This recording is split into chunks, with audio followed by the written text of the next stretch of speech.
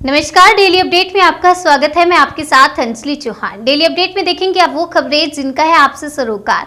आइए नजर डालते हैं आज की ताजा तरीन खबरों पर। लखीमपुर हिंसा पर बड़ा खुलासा, आरोपी आशीष मिश्रा की राइफल से चली थी गोली। लखीमपुर खीरी के तिकुनिया में 3 अक्टूबर को 4 किसानों को एक एसयूवी द्वारा कथित तौर पर कुचल दिया गया था जब वे एक कार्यक्रम में कृषि कानूनों के खिलाफ विरोध प्रदर्शन कर लौट रहे थे। राकेश टिकैत का ऐलान, पूर्वांचल में भी तेज होगा आंदोलन। 22 नवंबर को लखनऊ में होगी किसान महापंचायत। राकेश टिकैत ने कहा कि संयुक्त किसान मोर्चा की यह महापंचायत किसान विरोधी सरकार और तीनों काले कानूनों के विरोध में ताबूत में आखिरी कील साबित होगी। योगी आदित्यनाथ ने समाजवादी पार्टी के सांसद आजम खान पर कसा तंज। योगी ने समाजवादी पार्टी के सांसद आजम खान पर तंज कसते हुए कहा कि हमने कोरोना वाले लोगों को घर में तो ठीक करवाया ही, जेल में भी जो कोरोना से पीड़ित हो गए थे उन्हें भी ठीक करवाया। छठ पूजा पर यूपी में रहेगी छुट्टी, सीएम योगी ने दिए निर्देश, डीएम लेंगे फैसला। सीएम योगी ने कहा कि जिन जिलों में छठ का पर्व बड़े स्तर पर मनाया जाता है उन जिलों में जिलाधिकारी छठ पर स्थानीय स्तर पर अवकाश घोषित कर सकते हैं।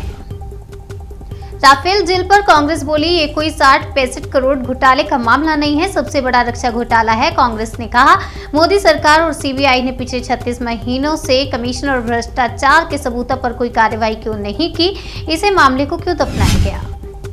कश्मीरी पंडित दुकानदार के सेल्समैन की हत्या के मामले में बड़ा खुलासा, मोहम्मद इब्राहिम खान नहीं था टारगेट।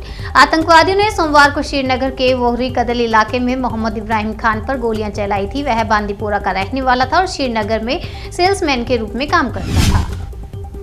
अखिलेश यादव ने लॉन्च किया समाजवादी सुगंध, कहा यूपी में भ्रष्टाचार ने सारी सीमाएं तोड़ी। अखिलेश ने बीजेपी सरकार पर निशाना साधते हुए कहा कि जनता को परेशान करने के लिए नोटबंदी की गई, यूपी में भ्रष्टाचार ने सारी सीमाएं तोड़ी। नई राफेल रिपोर्ट को लेकर बीजेपी का कांग्रेस पर बड़ा हमला, कहा आईएनसी मतलब आई नीड कमीशन, राहुल दे जवाब। बीजेपी के प्रवक्ता संबित पात्रा ने कहा कि किसकी सरकार में डील हुई ये पता चल गया है। 2007 और 2012 के बीच जो राफेल डील की गई थी उसमें यह घूस दी गई थी। राफेल डील में घूस के आरोपों पर बीजेपी का कांग्रेस पर पलटवार, संबित पात्रा बोले भ्रष्टाचार का पता है 10 जनपद रोड। फ्रांसीसी पत्रिका मीडिया रिपोर्ट में अपनी रिपोर्ट में दावा किया है कि विमान निर्माता कंपनी दसोल्ट एविएशन ने भारत से यह सौदा हासिल करने में मदद के लिए एक बिचौलिए को गोपनीय रूप से करीब 65 करोड़ रुपए का भुगतान किया। फतेहपुर में सरकार के सख्त निर्देश के बाद भी किसान जला रहे हैं पराली, कृषि विभाग ने 20 पर की कार्रवाई। फतेहपुर जिले में किसानों द्वारा पराली जलाने का सिलसिला निरंतर जारी है और विभाग की कार्रवाई की बात करें तो सिर्फ अब तक 20 किसानों को नोटिस जारी कर जुर्माना लगाया गया है।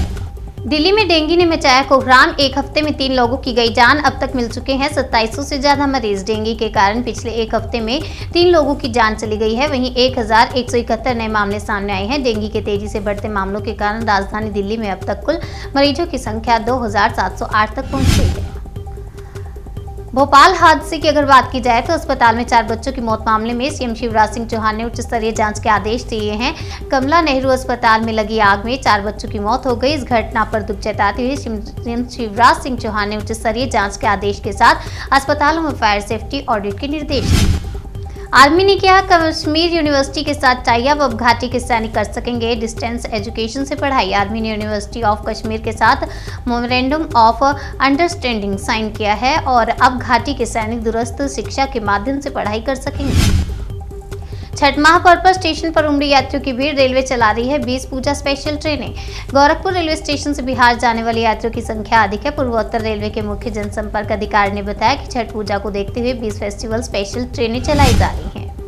मनोहर लाल खट्टर सरकार ने किसानों को दी बड़ी राहत, फसल मुआवजा राशि को बढ़ाया गया। हरियाणा के मुख्यमंत्री मनोहर लाल खट्टर ने फसल मुआवजे को 12,000 रुपये से बढ़ाकर 15,000 रुपये करने का ऐलान किया है। इसके साथ ही इस राशि से कम के मुआवजे के स्लैब में 25% की वृद्धि करने की घोषणा भी की गई।